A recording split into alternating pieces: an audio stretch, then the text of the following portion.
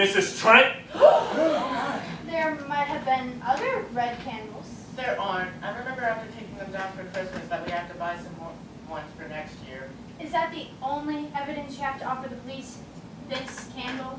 No, Mrs. Trent. I have better proof than that. I had went around the room and noticed and glanced at everybody's hands when I had noticed on your wrist are very thin scratches. No doubt from Mr. Starkweather as he cleaned and fought for his life and struggled. Well, I'll bet my reputation that the skin samples that I found underneath his fingernails came from you. It'll be easy enough to, well, get the results. I know quite a few experts in the DNA field. Bravo, Mr. Davis. Well, I don't suppose you'd consider cloning your scrapings and putting the Numi in prison, would you? I didn't think so. Well, Miss Van Zandt, I guess my biggest mistake was trying to cross a lawyer. I might have caused you to lose access to Mr. Starkweather's billions, but you definitely got your revenge. wow. How'd you do it? I might as well tell you. You figured out the main details anyway. I was furious with Mr. Starkweather for building up our hopes and then dashing them to the ground. I found him in that room, doesn't deserve to live. I listened at his door and slipped in when I was sure he was in there. He was sitting in his wheelchair, still awake. I went to this, put the candles in his wheelchair, and leaned right down into his face. I told him what I thought he was going to do was monstrous.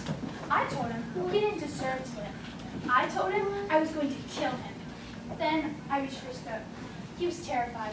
He wheeled backward in his wheelchair, slammed into his bedside table. The impact caused his reading lamp to crash to the floor and the pitcher of water right on top of it. When the water hit the lamp, it short-circuited and blew the circuit breaker. So you didn't cause the blackout deliberately? No, it nearly ruined everything. But I had the candle in my pocket. I was able to light the candle with one hand while I grabbed the oxygen mask off his chair with the other and clamped it hard down over his nose and mouth. He wasn't able to breathe, of course. He made a feeble attempt to fight back, but all he could manage to do was make a few insignificant scratches on my wrist, as you noticed. That and causing me to spill those drops of candle wax on his robe. I'm not sure if he died of suffocation or a heart attack, but it was all over in seconds. The old man wasn't able to do much, but I guess it was enough to pin his murder on me. And then? I put the mask back on his wheelchair, blew out the candle, and slipped through the connecting door to Miss Wither's room. Her back was to me. She had just managed to find a candle and was lighting it. I grabbed a brass candlestick from her room and struck her with it. She fell to the floor and her candle went out.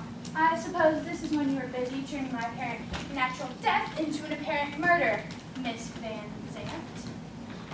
I slipped from her door into the hall. A few moments later, Miss Collins screamed. I joined the rest of you as you ran in here.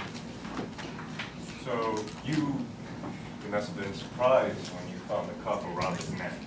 I was, but what could I do? It was easy to guess what Miss Van Zandt had pulled. I would have loved to kill you two for ruining everything, but I didn't dare try, of course. Until now. At this point, I don't have anything left to lose, do I? Don't anybody move! Look, calm down before you do something you're doing. It's too late for that advice, Mr. Davis. Get up! You're coming with me! But where could we go?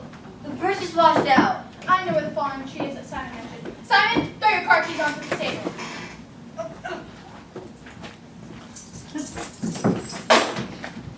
You're not going to get away with this. I think I might.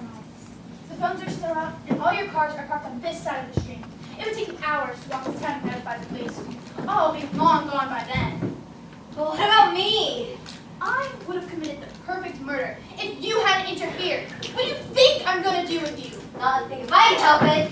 Freeze! I'm fine. You burned me! Consider it a preview of the afterlife.